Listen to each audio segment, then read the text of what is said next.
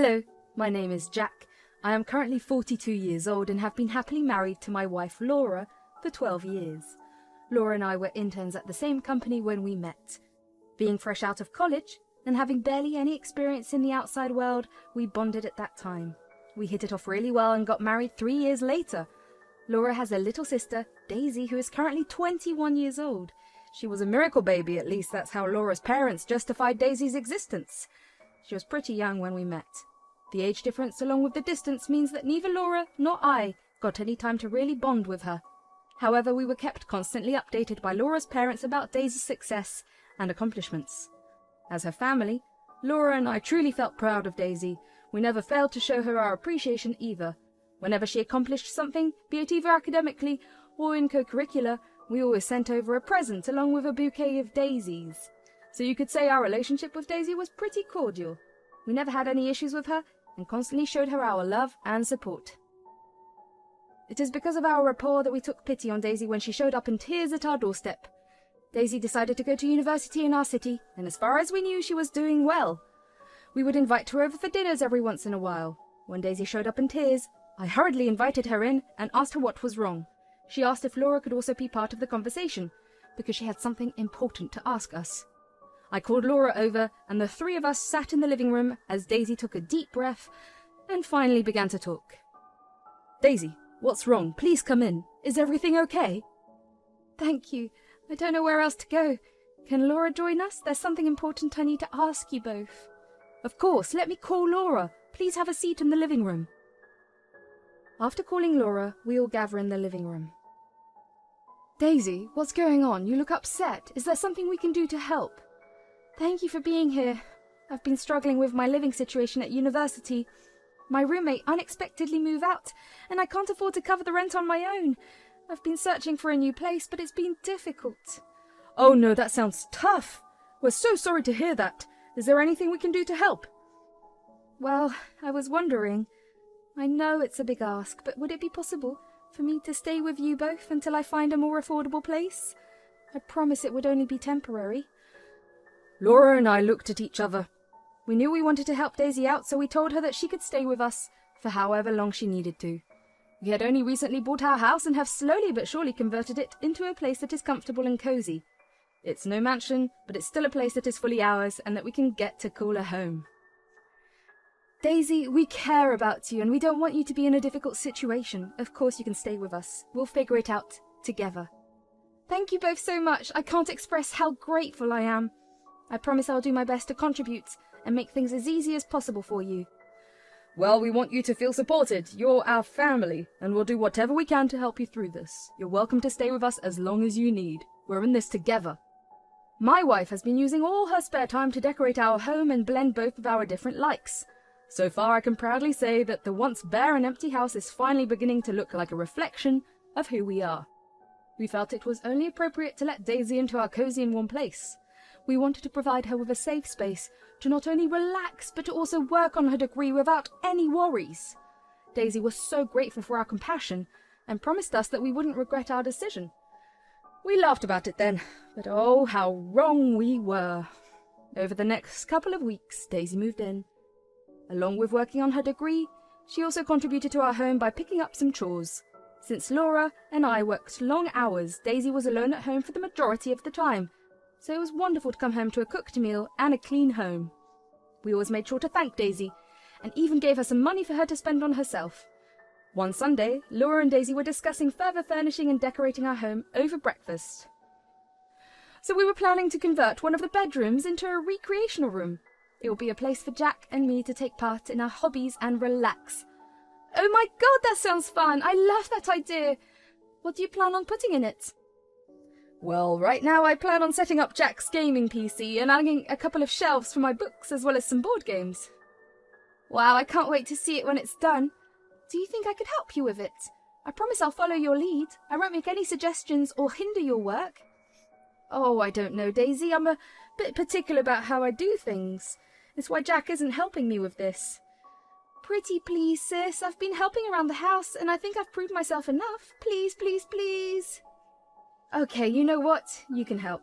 Although instead of that bedroom, we'll redo the bedroom you're staying in. We'll make it cozier and more comfortable for you. Yay, I can't wait to begin! Daisy and Laura worked together to plan and decorate the guest bedroom over the next week. Daisy seemed to have developed a passion for interior design, and we encouraged her to let her creativity shine in her own space. However, we made it clear that she wasn't allowed to make any changes to the rest of the house. Laura emphasized this point, and Daisy agreed to respect our request.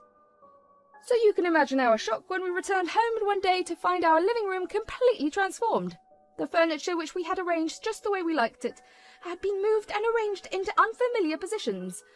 The sofa, which used to fit snugly against the wall, now stood at an awkward angle in the middle of the room. Our beloved coffee table, once the centerpiece, had been replaced with a modern, sleek one. To top it off, even the flooring had been ripped up and replaced. The cozy carpet that we cherished was gone, replaced by cold, impersonal tiles that felt out of place. It was as if our home had been turned upside down. The entire thing just made me feel disorientated and disconnected from the place that used to bring us so much joy. Laura was furious, and I did my best to calm her down. I convinced her that a peaceful conversation with Daisy was the best way to address the situation. Daisy, what happened to our living room? We explicitly asked you not to make any changes to the rest of the house. Oh, I'm sorry. I got carried away with the whole interior design thing. I thought I could just make a few improvements. Improvements? Daisy, this is not what we had in mind. You completely disregarded our boundaries and transformed our living room without our permission. I didn't realize it would upset you so much. I was just trying to express my creativity and make the space more stylish. Daisy, we appreciate your interest in interior design, but you crossed a line here. This is our home, and we should have a say in how it looks. You can't just make changes without consulting us. I didn't mean to upset you. I thought I was making things better. Well, Daisy, it's clear that your idea of better doesn't align with ours. We had an agreement and you broke it. We trusted you to respect our wishes and you let us down. I'm really sorry. I didn't realize the impact my actions would have. Is there any way I can make it right? For now, let's focus on undoing the changes you made to the living room. We want our home to feel familiar and comfortable again. Going forward, please remember to respect our boundaries and involve us in any decisions about the house. I understand. I'll help you put things back the way they were, and I promise to communicate with you both before making any changes in the future. That's a good start, Daisy. We hope you truly understand the importance of respecting our home and our feelings. I've learnt my lesson and I'll do better. Thank you for giving me another chance. After our confrontation, Daisy seemed to have learned her lesson and kept a low profile. Laura and I decided to move forward and put the incident behind us. We wanted to maintain a good relationship with Daisy and keep a positive atmosphere at home. Laura and Daisy put the living room back to how it looked before. However, there was still tension between us. We kept a watchful eye on Daisy, watching for any changes she made in the house. Even though we tried to move on, we couldn't forget how she had betrayed our trust by making unauthorized changes. Unfortunately, it became clear that Daisy hadn't learnt her lesson. She continued to make changes to the house without asking us. I felt like she didn't care about our boundaries or how her actions affected us. At first, the changes were small, like new curtains or a different rug, but over time they added up and made our home feel unfamiliar and uncomfortable. Daisy didn't seem to care about what we wanted and kept making changes without our permission. Laura and I would talk to Daisy about it, reminding her of our agreement and how we felt. We wanted her to understand how her actions hurt us and to stop making changes without asking. But Daisy didn't seem to get it. She ignored our concerns and acted like it was no big deal. She said she was just trying to make things better and ignored our feelings. It was frustrating because we wanted to take control of our living space again. But we couldn't force Daisy to stop since it was still her temporary home, and we had originally welcomed her in.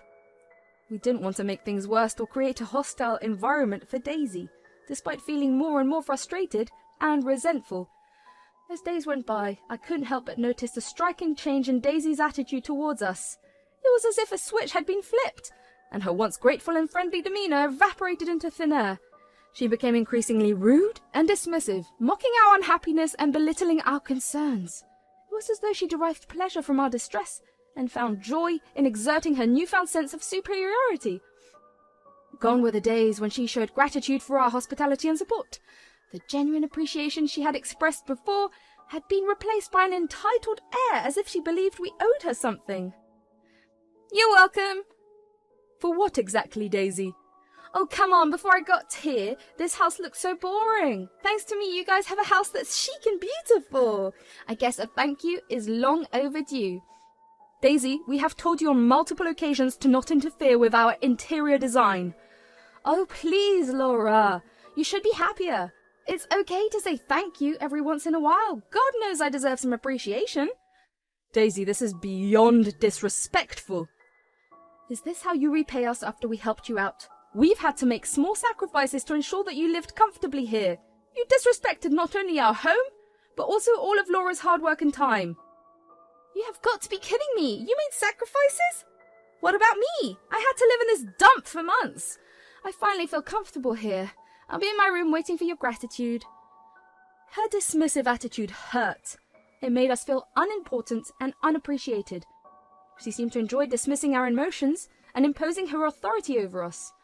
The love and affection we previously shared had been replaced with anger and arrogance. Her change was disappointing and confusing. I couldn't understand how someone we had welcomed into our home with open arms could be so dismissive of us. In her eyes, the act of helping her had been forgotten or considered inconsequential. It was clear that Daisy's true colours had come to the surface. It showed us a side of her that we hadn't seen coming or been ready for. The person we believed to be family had changed into a stranger, someone who seemed to enjoy upsetting and disobeying our rules. My heart hurt from the sadness and disappointment. It was a harsh realization that not everyone will value or return our generosity. A few weeks after our return from the weekend trip, Daisy found herself in a dire situation. The university she had been attending discovered her dishonesty and academic misconduct, resulting in the revocation of her degree. The consequences of her deceit hit her like a sledgehammer, leaving her utterly embarrassed and without a plan.